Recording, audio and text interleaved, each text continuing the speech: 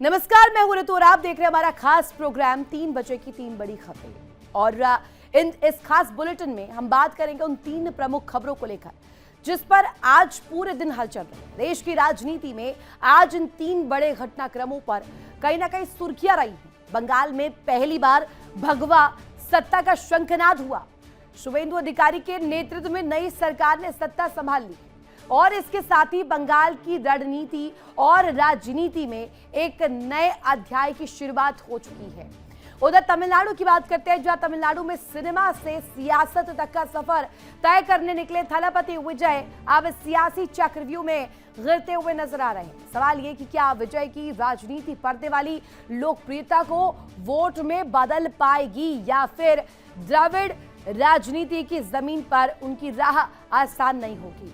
और अब बात यूपी की भी करेंगे। तीसरी अहम खबर उसको लेकर, जहां मुख्यमंत्री योगी आदित्यनाथ के सख्त तेवर ने ब्यूरोक्रेसी में हलचल मचा दी है। फोन न उठाने वाले अफसरों पर कार्रवाई की चेतावनी के साथ साथ जनप्रतिनिधियों के सम्मान को लेकर नया फरमान जारी हुआ।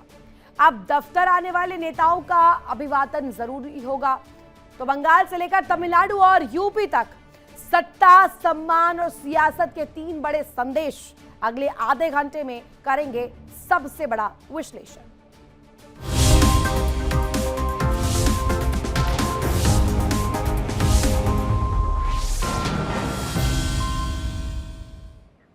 और सबसे पहले बात पश्चिम बंगाल की, जहां से बड़ी खबर सामने आ रही है। और शुभेंदु अधिकारी मुख्यमंत्री के तौर पर शपथ ले चुके हैं। शुभेंदु अधिकारी ने मुख्यमंत्री पद की शपथ ली है। दिलीप घोष, अग्निमित्र पॉल ने भी मंत्री पद की शपथ ली है। अशोक किरतरिया और शुदिराम टुडू ने भी मंत्री पद की शपथ ली है। निशित प्रामाणिक ने भी मंत्री पद की शपथ ली है। यानी कि कुल मिलाकर अगर नंबर गेम में देखा जाए तो मुख्यमंत्री के साथ साथ मंत्री पद को लेकर के भी तस्वीर दिखाई गई और कई मंत्रियों ने भी आज शपथ ली है। और इसके साथ साथ पूरा समीकरण, जिसमें यहाँ आदिवासियों के साथ साथ मथुआ समाज से आने वाले लोगों को भी शामिल किया गया है। प्रधानमंत्री नरेंद्र मोदी इस दौरान मौजूद रहे। सबसे पहले सम्मान किया गया उन लोगों का, उनको याद किया गया और मंच पर जो तमाम लोग मौजूद थे उनसे मिलते हुए प्रधानमंत्री नरेंद्र मोदी भी दिखाई दिए। उसके बाद संबोधन को लेकर जो तस्वीर थी, हालांकि ये 4 तस्वीर इस वक्त सबसे ज्यादा सियासी सुर्खियों में है। प्रधानमंत्री नरेंद्र मोदी पहले मेगा रोड शो के तहत वहां पहुंचते हैं। उनके लेफ्ट राइट बंगाल कैडर के वो बड़े नेता, जिसमें शुभेंदु अधिकारी सबसे अव्वल नंबर पर। उसके बाद गुरुदेव को श्रद्धांजलि देते हुए, रविंद्रनाथ टैगोर को पुष्पांजलि अर्पित करते हुए प्रधानमंत्री नरेंद्र मोदी नजर आए। उसके बाद इसके साथ ही उन पुराने कार्यकर्ताओं का सम्मान भी किया गया जो कि बहुत लंबे वक्त से कड़ी मेहनत कर रहे थे, जुटे हुए थे और इस तस्वीर को आज बनाने में जिन्होंने नींव स्थापित की। लेकिन उससे भी ज्यादा दिलचस्प कड़ी तब जब मंच से जनता को नमन करते हुए प्रधानमंत्री नरेंद्र मोदी नजर आए। शाश्वत दंडवत प्रणाम किया जनता जनार्दन का और ये तस्वीर अपने आप में यादगार पल रहने वाली है, इतिहास में दर्ज होने वाली है। अब ये 6 तस्वीरें आप देखिए। पहली तस्वीर, शुभेंदु अधिकारी मुख्यमंत्री के रूप में आज वहां पर शपथ लेते नजर आए। बंगाल में एक तरफ भगवा सरकार को लेकर चर्चा है, दूसरी तरफ ये 5 मंत्री जिन्होंने आज शपथ ली है। दिलीप घोष मंत्री के रूप में और सेकंड नंबर पर बंगाल की सियासत में रहेंगे, इसका जिक्र पहले ही किया गया। अग्निमित्र पॉल जिन्होंने भी मंत्री पद की शपथ ली। अशोक जो नजर आए वो भी मंत्री पद की शपथ लेते हुए दिखाई दिए। खुदीराम टुडू वो भी मंत्री पद की शपथ लेते हुए नजर आए और साथ ही निशित प्रामाणिक भी मंत्री पद की शपथ लेते हुए नजर आए। यानी ये पूरा समीकरण ऐसे सेट किया गया जिसमें महिला भी है, मथुआ समाज से भी लोग हैं, आदिवासी समाज से भी लोग हैं। मुख्यमंत्री भी एक ऐसा शख्स है जो कि खुद सबसे ज्यादा इस पूरी लड़ाई में इन्वॉल्व रहा है। प्रधानमंत्री नरेंद्र मोदी का एक्सपर्ट इस बीच पोस्ट भी सामने आया। बंगाल में पहली बार बीजेपी सरकार बनी है। श्यामा प्रसाद मुखर्जी का विजन पूरा करेंगे। माखनलाल सरकार जी से मिलना भी हुआ है और ये अपने आप में दिलचस्प कड़ी खोलता है कि पुराने कार्यकर्ताओं को भी सम्मान यहाँ दिया गया।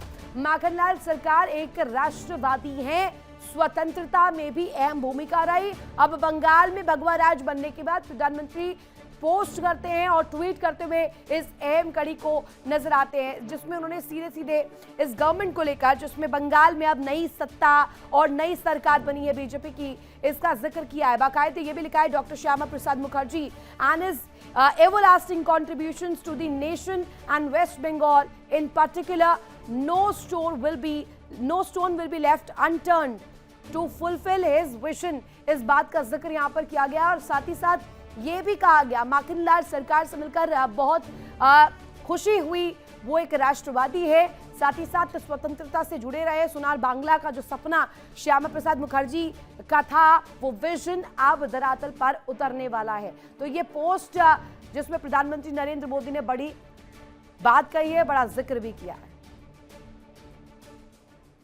और इस बीच एक और बड़ी खबर कोलकाता से ही, जहां रविंद्रनाथ टैगोर के घर पहुंचे शुवेंदु अधिकारी मुख्यमंत्री के रूप में।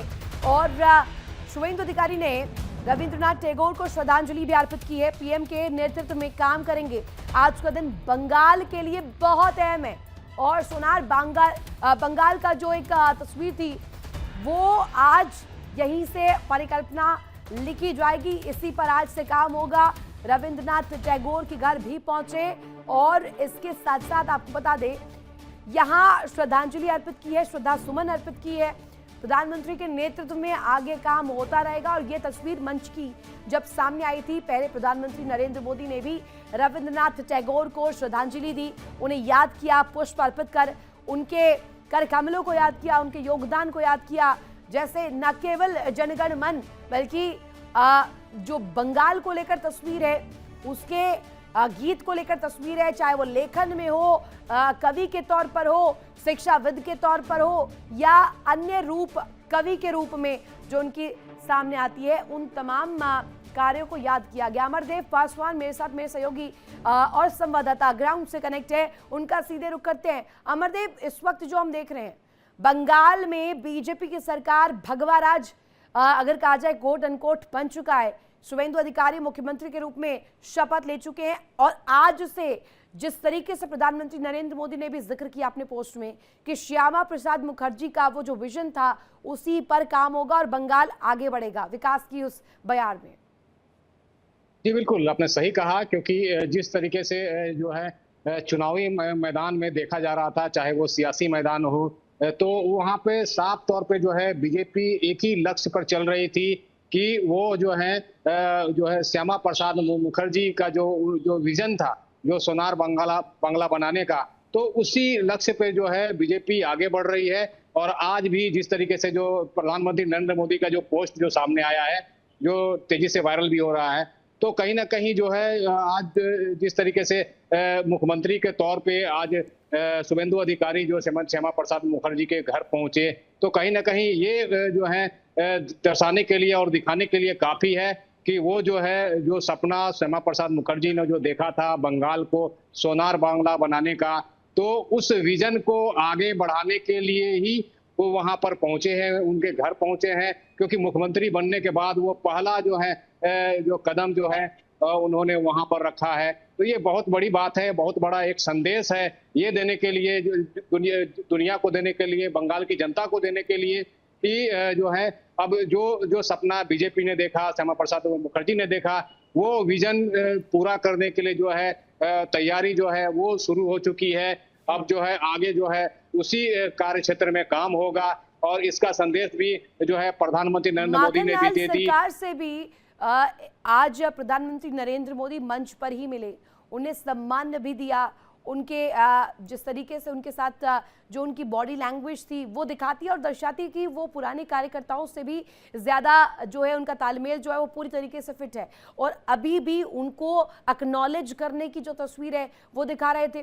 साथ ही रविंद्रनाथ टैगोर को पुष्प अर्पित किए, उन्हें याद किया, श्यामा प्रसाद मुखर्जी को याद किया। इसके बाद सीधे तौर पर अगर कहा जाए एक तस्वीर और दिलचस्प सामने आई जब वो जिन कार्यकर्ताओं ने अपनी जान गंवाई उनके परिवारों से मिलने गए। ये सबसे ज्यादा दिखाता है कि जनता जनार्दन के साथ जो कनेक्ट है वो कैसे स्थापित किया जाता है प्रधानमंत्री द्वारा।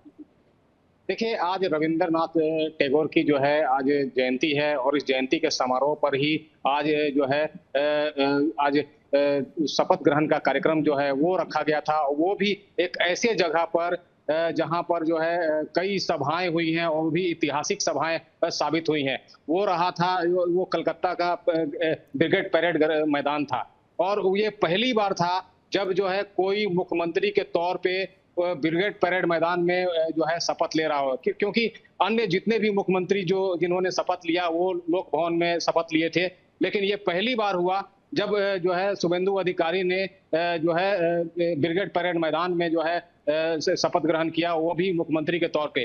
तो ये एक बहुत बड़ा जो है एक संदेश है, वो भी यहाँ जनमानस को देने के लिए। और जिस तरीके से ये संदेश जो दिया गया है, और मंच पर साफ आप देख सकते थे कि साथ में जो वहां पर माँ दुर्गा की तस्वीर लगी हुई थी, साथ में जो है गंगा सागर की झलकियां देखी जा रही थी। इसके अलावा जो है दक्षिणेश्वर काली मंदिर की जो है वो भी झलकियां थी। तो ये भी एक जो है यहाँ की सांस्कृतिक, ये तो एक कड़ी है ही, लेकिन दूसरी कड़ी ये कि आज सिर्फ और सिर्फ शुभेंदु अधिकारी ने शपथ नहीं ली है, 5 और मंत्रियों ने शपथ ली है। और सेकंड नंबर पर जिसका जिक्र किया गया दिलीप घोष, जो कहा जा रहा है सेकंड पर्सन होंगे इन एक्शन पूरे प्रदेश में। अब वो मंत्री पद की शपथ लेते हैं और बाकी जो 4 हैं, जिनमें एक महिला भी है, जिसमें मथुआ समाज से भी लोग आते हैं और जिसमें प्रतिनिधित्व है आदिवासियों का भी।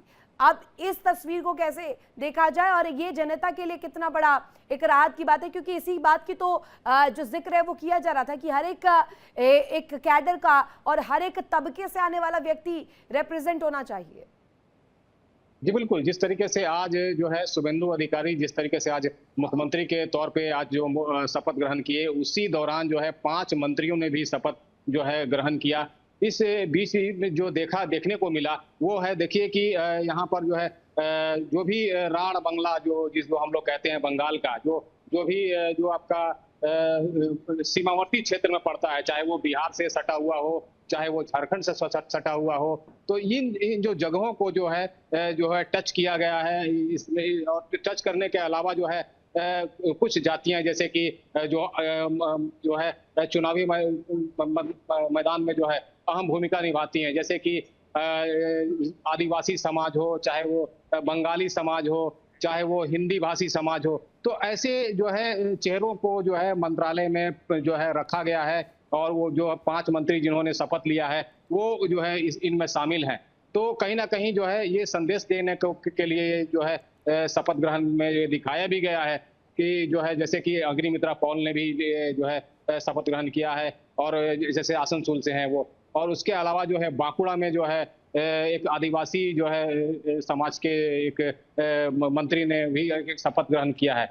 और इसके अलावा जो है उत्तर बंगाल के भी एक जो है निश्चित प्रमाणिक हैं, उन्होंने भी जो है मंत्री के पद पे जो है शपथ ग्रहण किया है। तो ये जो चीजें जो है आज जो महत्वपूर्ण कड़ियां निकलकर सामने आई, उसमें सबसे ज्यादा अव्वल तौर पर एक चीज जिस बात का जिक्र गृह मंत्री अमित शाह ने किया था कि अब दीदी आउट होने वाली और अंदर सत्ता पर दादा का कब्जा होगा, और वो दादा शुभेंदु अधिकारी बनकर उभरे हैं। बहुत शुक्रिया तमाम जानकारी साझा करने के लिए आपका।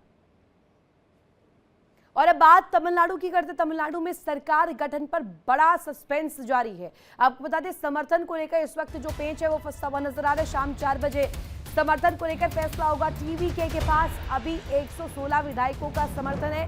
विजय तलपति को सरकार बनाने के लिए 117 विधायक चाहिए और अभी पेच फंसा हुआ है। समर्थन चाहिए लेकिन क्या मिलेगा, क्योंकि आज भी कैंसिल हुआ है।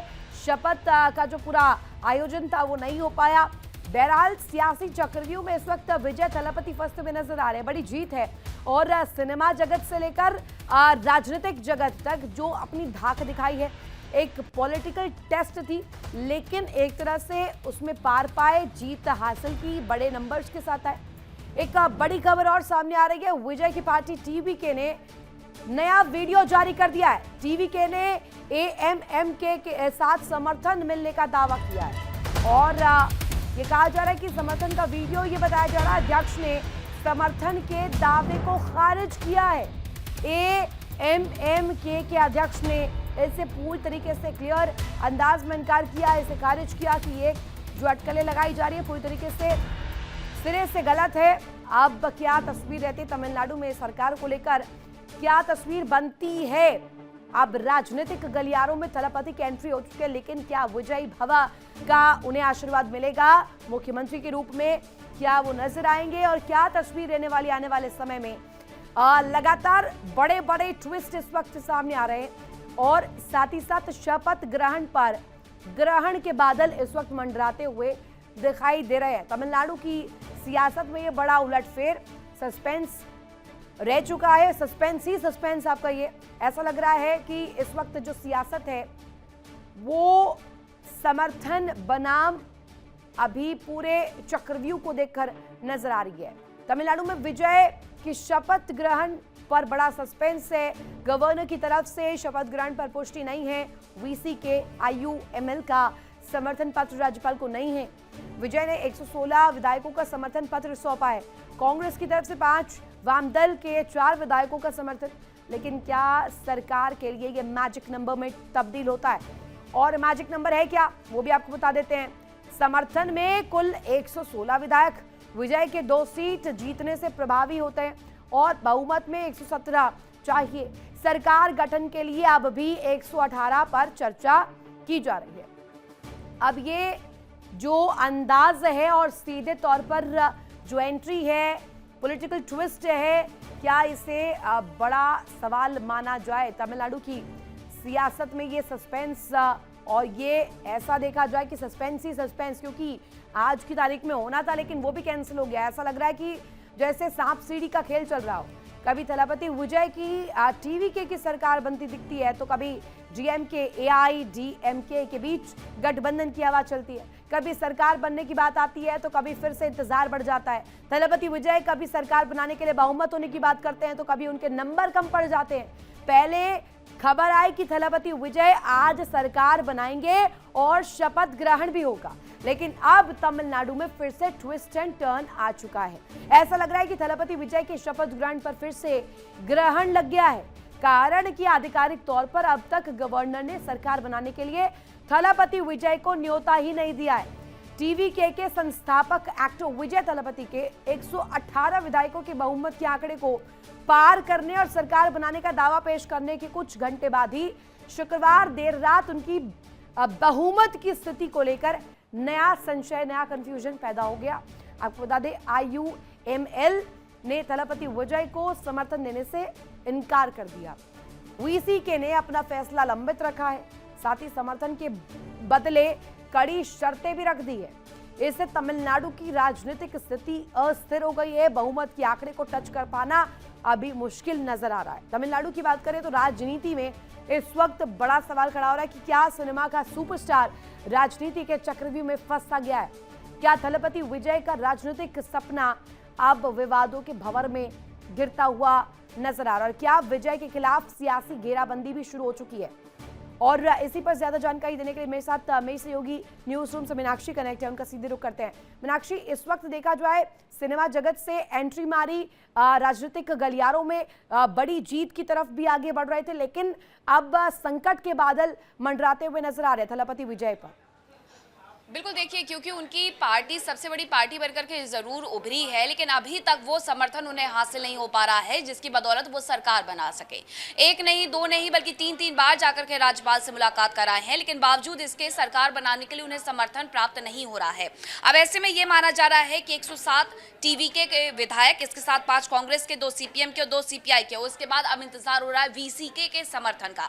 अगर VCK अपना समर्थन उन्हें दे देती है तब जाकर के ही वो अपनी सरकार बना पाएंगे। उसके पहले बहुत सारी तमिलनाडु में लेकर के हलचल देखने को मिली है, जिसमें ये कहा जा रहा था कि AIADMK और साथ ही DMK मिलकर के सरकार बना सकते हैं, जिसके बाद ये भी कहा गया था कि हम सब मिलकर के, क्योंकि दोनों ही पार्टियां एक दूसरे के प्रतिद्वंदी रहे, ऐसे में अगर दोनों मिलकर के सरकार बना लेते हैं, TVK के खिलाफ आ जाते हैं, तो ऐसे में ये तमिलनाडु की राजनीति में एक अहम कदम साबित हो सकता था, लेकिन ऐसा कहीं होने नहीं वाला है।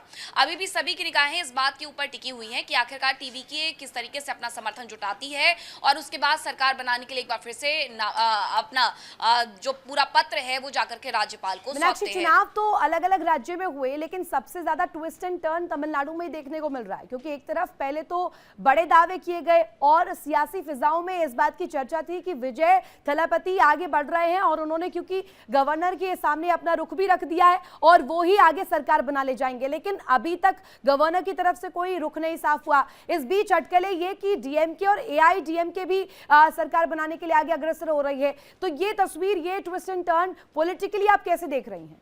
देखिए, बिल्कुल एकदम उन्हें तुरंत से साबित करना होगा कि अगर उनकी पार्टी सबसे बड़ी पार्टी बनकर के उभरी है तो वही सरकार बनाने के लिए भी उपयुक्त है, क्योंकि सरकार बनाने के लिए सिर्फ बड़ी पार्टी होना आवश्यक नहीं है। हाँ, ऐसा होता है कि राज्यपाल सबसे पहले सबसे बड़ी पार्टी को न्योता सौंपते हैं, न्योता भेजते हैं कि आप आइए सरकार बनाने के लिए अपने दावे को हमारे सामने रखिए, और उसके बाद हम जाकर के अगर लगता है कि आपका समर्थन पूरा हो गया है तो आपको सरकार बनाने की पूरी अनुमति होती है। लेकिन विजय की तरफ से अभी कुछ भी ऐसा नहीं हो पाया है, इसलिए जोसेफ विजय को लेकर के इंतजार हर तरफ ये किया जा रहा है कि किसी तरीके से वो समर्थन पत्र लेकर के आ जाए, ताकि जितने विधायक चाहिए उतनी की आवश्यकता वो पूरा कर सके और उसके बाद ही सरकार बनाने के लिए अपने आप को दावेदार घोषित कर सके। हालांकि वो सबसे बड़ी पार्टी है, इसलिए बार बार निगाहें उनके ऊपर टिक जाती हैं कि वो आकर के सरकार बनाएंगे, लेकिन ऐसा हो नहीं पा रहा है क्योंकि उनकी पार्टी में भी 107 विधायक है, 108 विधायक है और जो बहुमत का आंकड़ा है वो 118 का है और उसे पूरा करना जरूरी है। अगर 5 कांग्रेस से भी आकर के विधायक अपना समर्थन दे देते हैं, 2 सीपीआई से और 2 सीपीएम से भी आकर के अपना समर्थन देते हैं, तो बावजूद इसके वो 118 का जो बहुमत का आंकड़ा है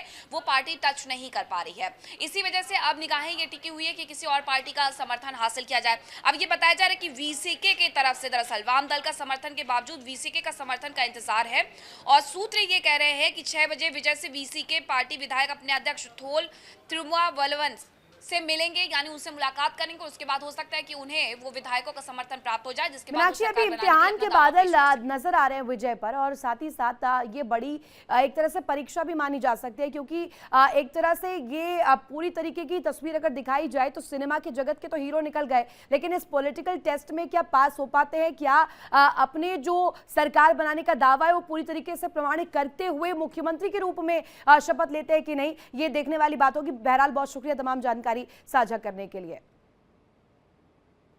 और अब बात करेंगे उत्तर प्रदेश की, जहां योगी सरकार का नया फरमान इस बीच सामने आया। यूपी में अफसरों की अब खैर नहीं है, फोन नहीं उठाया तो बड़ी कार्रवाई होगी, कॉल बैक नहीं किया तो अधिकारी नपेंगे। जनप्रतिनिधियों का सम्मान अब अनिवार्य है।